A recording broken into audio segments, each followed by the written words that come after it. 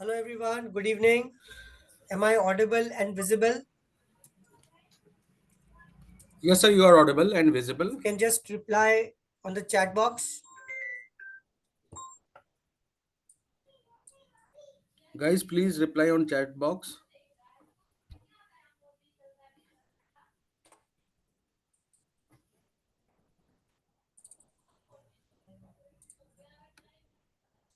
Okay, Mahesh ji बोल रहे हैं कि सिर्फ हिंदी में बात करनी है। ठीक है, तो मेरा नाम विकास वैद है।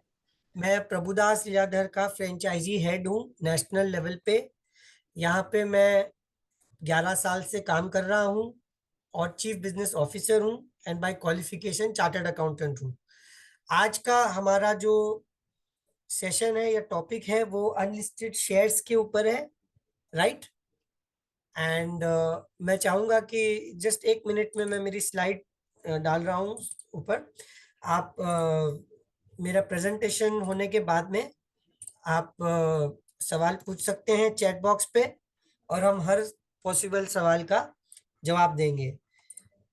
एक ही सेकंड, मैं जस्ट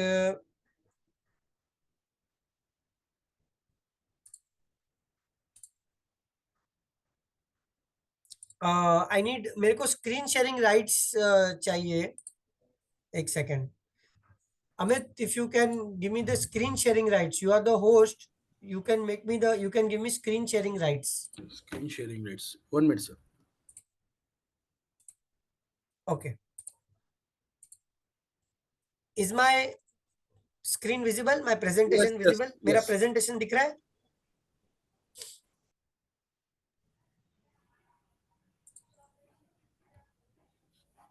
Okay, thank you. तो अनलिस्टेड जो शेयर है वो क्या होता है? वो शेयर होता है जिसका अभी एक्सचेंज में लिस्टिंग नहीं हुआ है, इसीलिए उसको अनलिस्टेड बोलते हैं।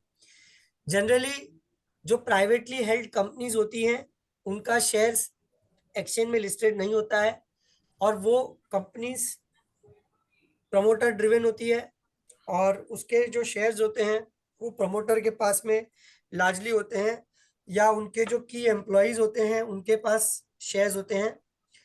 एक वक्त आता है जब कंपनी का धंधा और एक्सपांड होता है और एक्सपांशन के लिए कंपनी को और ज़्यादा कैपिटल लगता है और उसके लिए वो स्टॉक मार्केट में आता है फॉर रेजिंग कैपिटल। आईपीओ के रूट से आता है और जब वो आईपीओ के रूट से आता है तो आप लोग को पता होगा कि कंपनी आईपीओ आने के पहले क्या फाइल करती है? DRHP फाइल करती है, राइट। वो रेड हेरिंग प्रोस्पेक्ट जिसको बोलते हैं।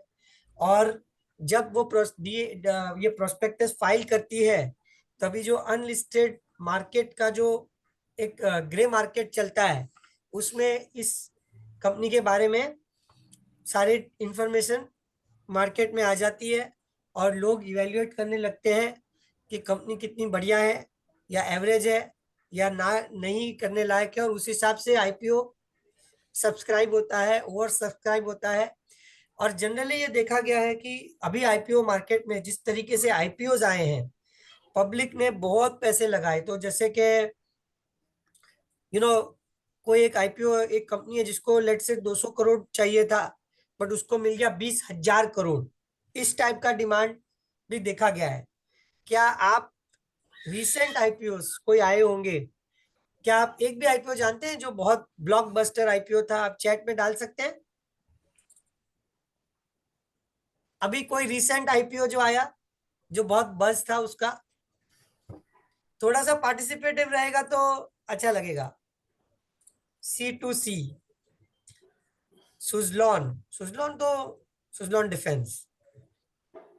स्विगी, स्विगी का आईपीओ जो आया था वो बहुत ही ज्यादा, एक हमने गाला प्रिसीशन करके एक गाला प्रिसीशन हमने लाया था वो IPO. That IPO we bought, Prabhudas Lilladher was the merchant banker, हम खुद मर्चेंट बैंकर थे उसमें। एंड वो इंडिया का हिस्ट्री में फोर्थ लार्जेस्ट आईपीओ था, Gala Precision IPO. And the rate has, जो भाव था उसका आई थिंक 3 टाइम्स बढ़ चुका है। तो अनलिस्ट तो जनरली जब कोई अच्छा शेयर आता है मार्केट में फर्स्ट टाइम तो उसका आईपीओ जनरली मिलता नहीं है। और एक नाम जो मुझे आ रहा है वो है वारी एनर्जीज। अगर वारी एनर्जीज ने किसी ने फॉलो किया होगा तो वारी एनर्जीज का बहुत ही इंटरेस्टिंग स्टोरी था कि ये अनलिस्टेड मार्केट में बिफोर लिस्टिंग ये कुछ 1500 के रेट पे या उसके भी नीचे, अगर अर्ली लोग थे तो उसके भी नीचे रेट मिल रहा था। फिर जब मोदी जी ने राम मंदिर का इनॉग्रेशन किया और मोदी जी ने जब अनाउंसमेंट किया कि हर घर में 1 करोड़ घर में सोलर पैनल लगेगा, वारी एनर्जी का अनलिस्टेड मार्केट में भाव 2000 के ऊपर हो गया। और जब उसकी लिस्टिंग हुई तो वो आई थिंक 3000 के प्लस, ऑलमोस्ट 4000 के करीब उसका लिस्टिंग हुआ। तो इस तरीके से एक और नाम आ रहा है टाटा टेक्नोलॉजी। अगर रिसेंटली अगर किसी ने टाटा टेक्नोलॉजी में काम किया हो अनलिस्टेड स्पेस में, तो आप देख सकते हैं कि कोई अच्छी कंपनी है, राइट, जो कि जिसका, चलिए मैं आपको एक नाम देता हूं, एसबीआई म्यूचुअल फंड।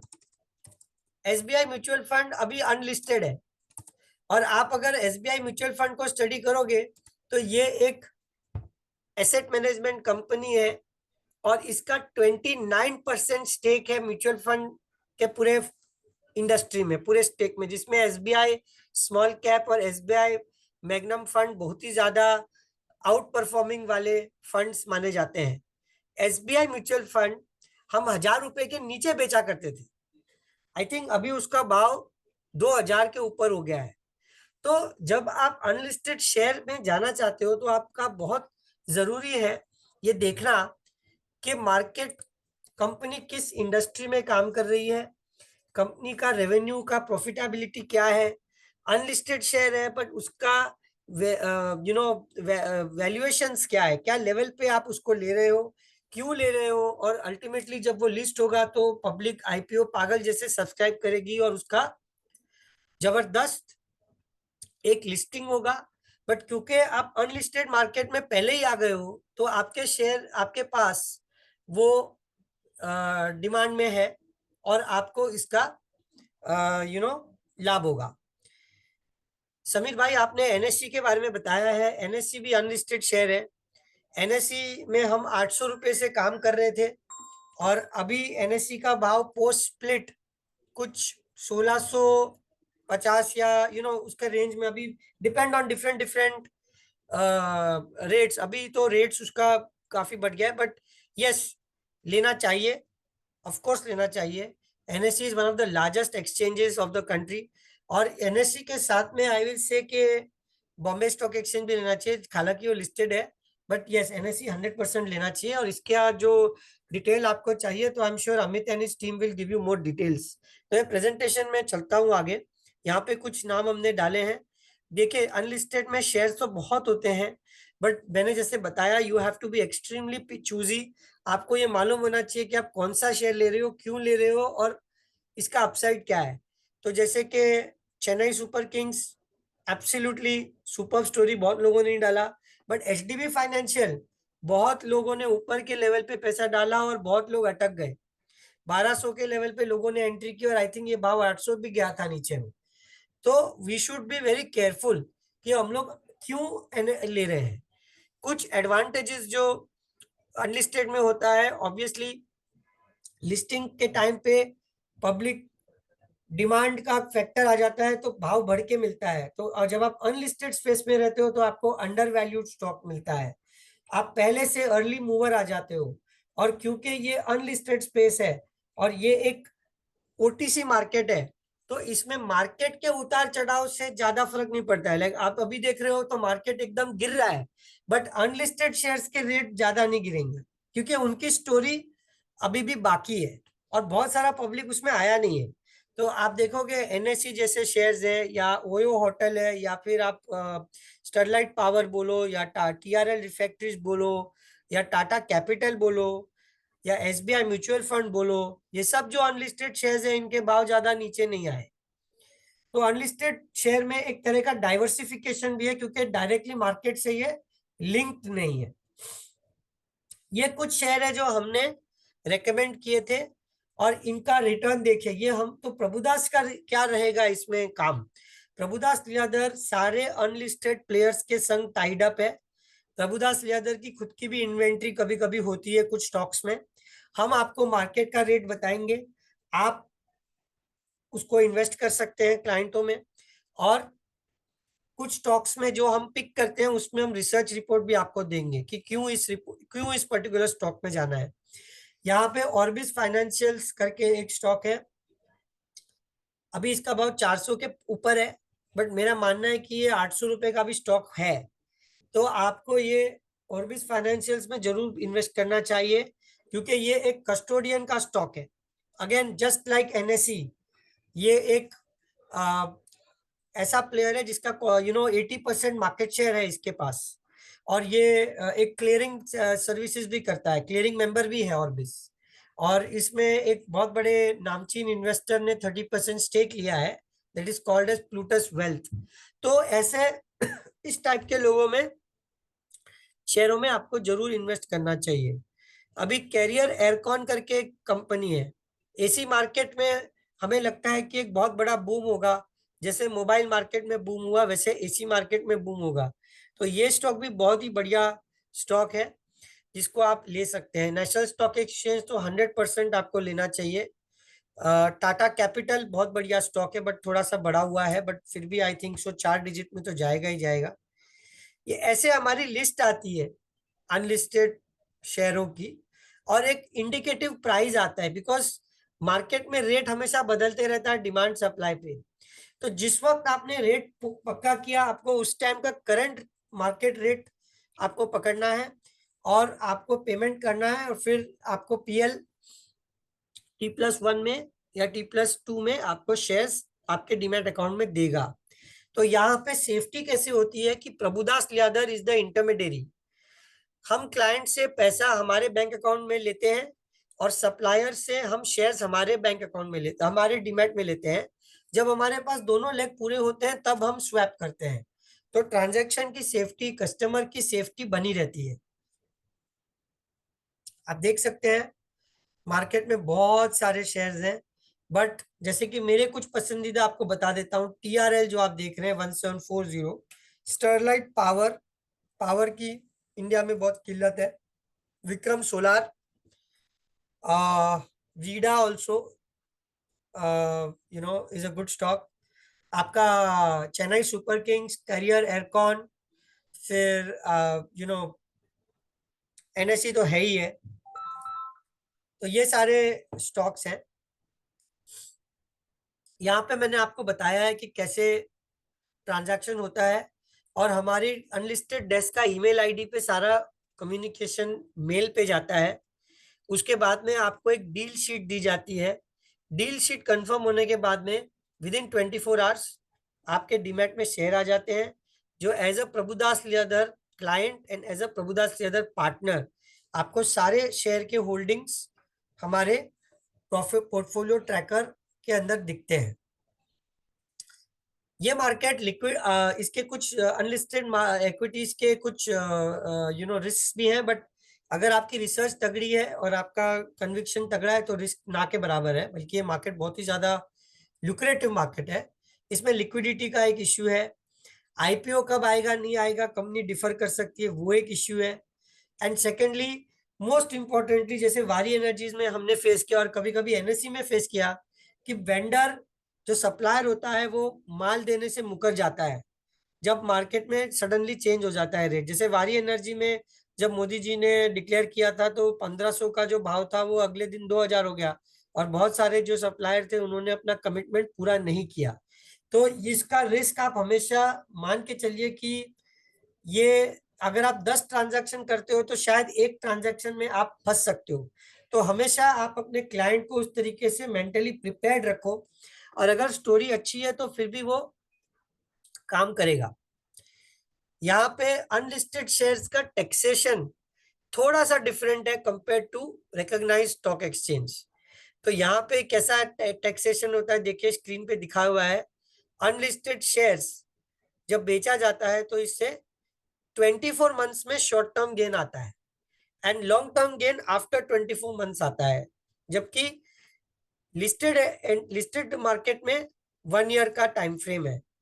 और यहाँ पे शॉर्ट टर्म का जो टैक्सेशन रेट है वो 20% है विथ इंडेक्सेशन या 10% है, और जो लॉन्ग टर्म का है वो 20% है, शॉर्ट टर्म का है वो as per as your income tax rate है, सॉरी। एंड जो आपका जो अनलिस्टेड शेयर पोस्ट लिस्टिंग होगा तो ऑब्वियसली उसमें एक तो लॉक इन आ जाएगा, एंड 12 मंथ्स के बाद में आपका शॉर्ट टर्म गेन आ जाएगा, बिकॉज अगेन लिस्टिंग के अंदर आप वो 12 मंथ्स के रूल अप्लाई हो जाते हैं। तो अगर आपका शेयर अनलिस्टेड स्पेस में है तो आप 24 महीने तक उसको रखो आपको, तब जाके वो लॉन्ग टर्म गिनाता जाता है। और अगर उस बीच में अगर शॉर्ट टर्म लिस्टिंग हो गई तो शॉर्ट टर्म लिस्टिंग के रूल्स के हिसाब से ये आता है। इसमें कोई मिनिमम जैसी क्राइटेरिया नहीं है, depend on share to share. जैसे एनएससी में हम लोगों ने तय कर रखा है कि मिनिमम हम 500 शेयर का काम करेंगे, बट कोई ऐसा कुछ नहीं है कि आप कोई दूसरे स्टॉक में कम शेयर क्वांटिटी के शेयर भी कर सकते हैं। डीमैट अकाउंट प्रभुदास में होना जरूरी नहीं है, कस्टमर प्रभुदास में होना भी जरूरी नहीं है। एनआरआई अनलिस्टेड बाय कर सकता है, और आपका लिस्टिंग डेट होने के पहले आप कभी भी अनलिस्टेड में ट्रांजैक्शन कर सकते हो without lock in. Post IPO declaration और लिस्टिंग फाइलिंग आपको 6 महीने का लॉक इन है। तो ये छोटा सा मेरा प्रेजेंटेशन था। I would be happy to take questions.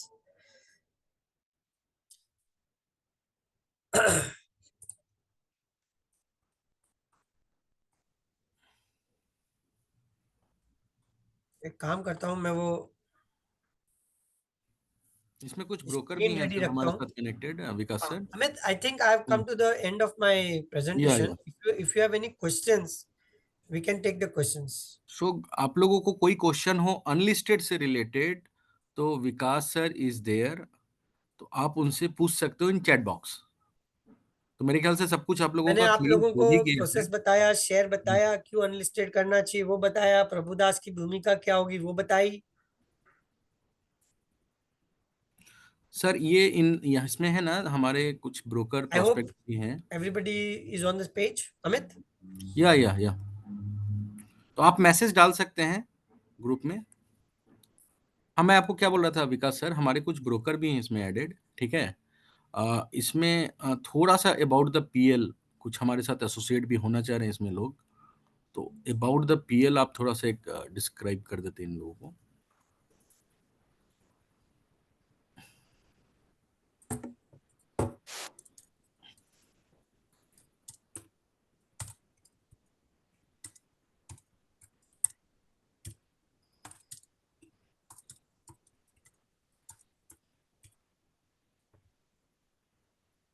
लेकिन क्वेश्चन समीर कुछ भाई आपने सवाल पूछा है कि अनलिस्टेड शेयर का आईपीओ कब आने वाला है, इसकी डेट कंफर्म है या इट डिपेंड्स।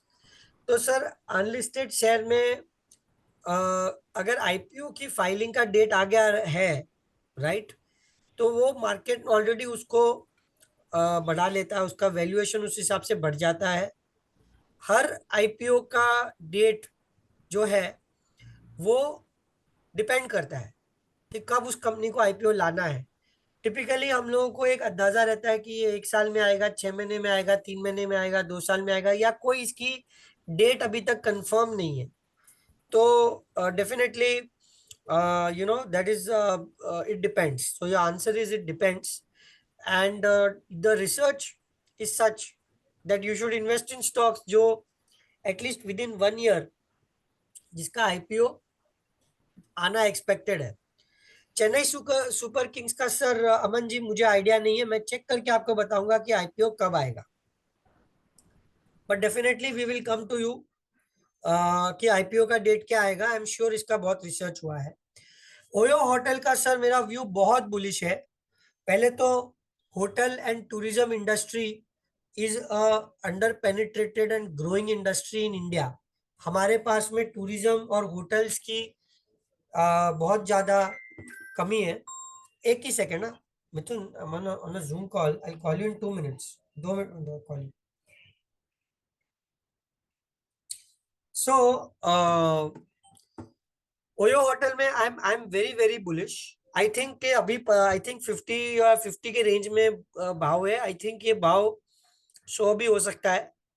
एंड अभी रिसेंटली अगर आप गूगल करोगे तो आई थिंक माधुरी दीक्षित के फैमिली ऑफिस ने भी ये इन्वेस्टमेंट किया है।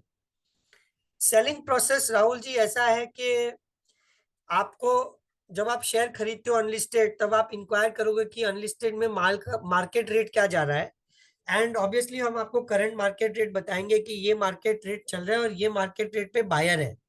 If you are ready to sell your share at that particular rate, तब हम वो सेल आपको ट्रांजैक्शन को बुक करेंगे और वाया ईमेल, और आप जब अपना मेल पे कंफर्म करेंगे तो आपको आपका जो शेयर का जो डीमैट में है उसको डीपी ट्रांसफर करना पड़ेगा, शेयर ट्रांसफर करना पड़ेगा प्रभुदास के डीपी पे। जब आप वो करोगे तो उसके बाद में आपको टी डे या T+1 डे पे आपको पैसा आपके बैंक अकाउंट में मिल जाएगा। उल्लास जी पूछ रहे हैं कि सप्लायर का रिस्क है, तो यस सर, सप्लायर का रिस्क है, बट इसी रिस्क को मिटिगेट करने के लिए हम पेमेंट्स हमारे बुक्स में रखते हैं। दैट इज, हम आपका पैसा या आपका शेयर हम डायरेक्टली थर्ड पार्टी को नहीं देते, हम हमारे बुक्स में रखते हैं, और अगर कोई कारणवश अगर ट्रांजैक्शन नहीं हुआ तो हम आपका पैसा वापस कर देते हैं। इसमें ब्याज हम कोई किसी को नहीं देते, बिकॉज ये टोटली ओटीसी मार्केट है। सिर्फ और सिर्फ एनएससी जैसे शेयर्स, जैसे एनएससी हुआ, एनएसडीएल हुआ, स्विगी हुआ, इस टाइप के शेयर्स के अंदर हम लोग वेंडर को डायरेक्टली पेमेंट करने बोलते हैं, या शेयर ट्रांसफर उनसे डायरेक्टली आएगा, क्योंकि इसमें बहुत सारे एक्सचेंज के अप्रूवल्स के लेयर्स होते हैं।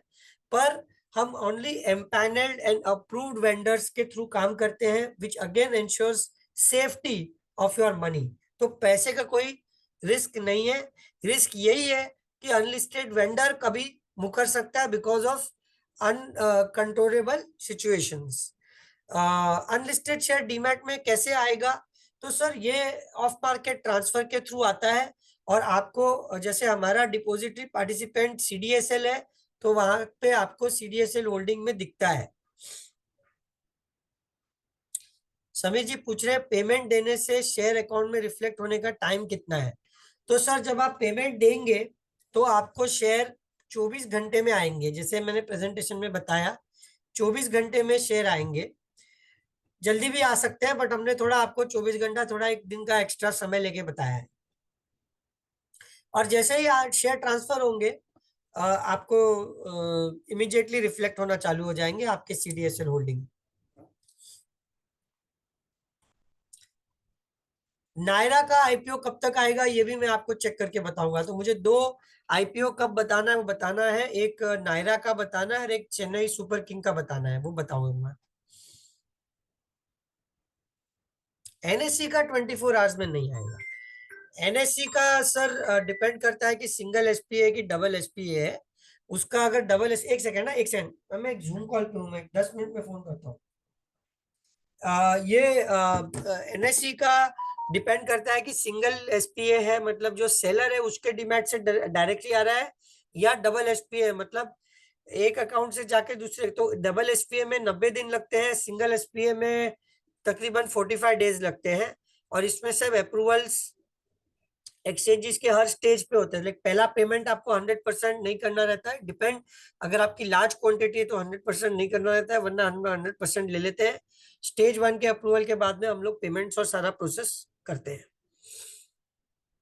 छोटी क्वांटिटी में हम लोग 100% ले लेते हैं पेमेंट।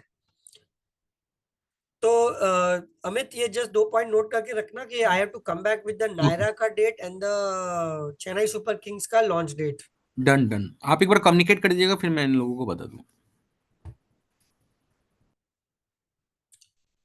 सर आपकी क्वांटिटी क्या रहेगी एनएससी की? शाहिद जी, कितना क्वांटिटी लेना चाहेंगे एनएससी का? और आप हमारे संग जुड़े कैसे हैं, पार्टनर के से जुड़े हैं कि क्लाइंट जैसे? Amit if you could handle this question for me. या यस तो यस। देखिए पार्टनर जैसे जुड़े, यहाँ पे जो ऑडियंस है वो सब पार्टनर्स हैं कि क्लाइंट्स हैं? नहीं, इसमें कुछ पार्टनर्स हैं हमारे, ठीक है, और कुछ क्लाइंट्स हैं। Rishabh are you there on the call? Rishabh, Amit Rishabh है sir. Sir I will take this with you one on one के क्या एग्जैक्ट प्राइस है अभी। वो मैं बता दूंगा इन लोगों को, डोंट वरी सर। शाहिद भाई, मैं सेपरेटली आपको प्राइस और सरल लिस्ट भिजवा दूंगा मेरी टीम के जरिए। भाई जी मैं है ना आपको वन लॉट डायरेक्टली बोले कॉल तो सर हम करके, लोग 500 शेयर मिनिमम करते हैं एनएससी का। हाँ प्राइस मैं साहिल जी डायरेक्टली आपको बता दूंगा कॉल करके, डोंट वरी।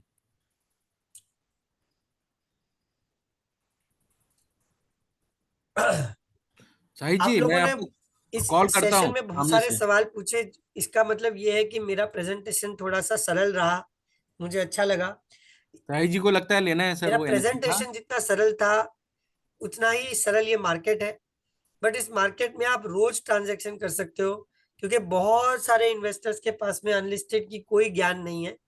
और इसमें बहुत पैसा बनाने का, इन्वेस्टर के लिए वेल्थ क्रिएट करने का बहुत बड़ा अवसर है। जैसे मैंने आपको कहा, एक सिंपल स्टॉक मैंने आपको कहा, टीआरएल रिफैक्ट्रीज मैंने कहा, ये रिफैक्ट्री के बारे में अगर आप थोड़ा पता करें तो रिफैक्ट्रीज इंडिया में बहुत कम है। टाटा की कंपनी है, 80% कंपनी निप्पॉन ने खरीद ली है, जापानीज जो स्टील मैन्युफैक्चरर है। कुछ लंबा 5-10% स्टेक एलआईसी ने ले रखा है, और बड़ा स्टेक फैमिली ऑफिस ने ले रखा है। फ्री फ्लोट टीआरएल रिफैक्ट्री का ज्यादा है ही नहीं। बट अगर आप उसका प्रॉफिटेबिलिटी देखें, अगर सेल्स देखें, टर्नओवर देखें, वैल्यूएशन देखें, बहुत ही सस्ते वैल्यूएशन में मिल रहा है कंपेयर टू जो जिसकी लिस्टेड कॉम्पिटिटर्स हैं। तो ये कब लिस्ट होगा इसकी ये ज्ञान नहीं है, बट अनलिस्टेड मार्केट में ही इसका भाव डबल होगा, वो तय है। एक और शेयर है जो यहाँ पे लिस्ट में नहीं है, बट एक बहुत इंटरेस्टिंग शेयर है, आस्क पीएमएस। आस्क का जो पीएमएस का जो कंपनी है उसका अनलिस्टेड है, उसके पास में 80,000 करोड़ एयूएम है। अब आप मान के चलिए कि निफ्टी जो 20,000 है, अगले 10 साल में, 5 साल में कभी भी निफ्टी ज्यादा बढ़ जाए, डबल हो जाए, तो जिसका पीएमएस है उसका तो फीस ऐसे ही बढ़ जाएगी, क्योंकि पीएमएस होल्डिंग के ऊपर फीस चार्ज करती है। तो आज का पीएमएस का शेयर हमारे पास अनलिस्टेड में है, ये लिस्ट में नहीं बट हमारे पास है। दूसरा, हैवीली रेगुलेटेड होता है पीएमएस प्रोडक्ट, तो ऐसा नहीं है कि बहुत अच्छे अच्छे स्टोरीज हैं। अनलिस्टेड शेयर लेने के बाद सेल और ट्रांसफर कर सकते हैं, आईपीओ नहीं आएगा फिर भी, यस 100% आप कर सकते हैं।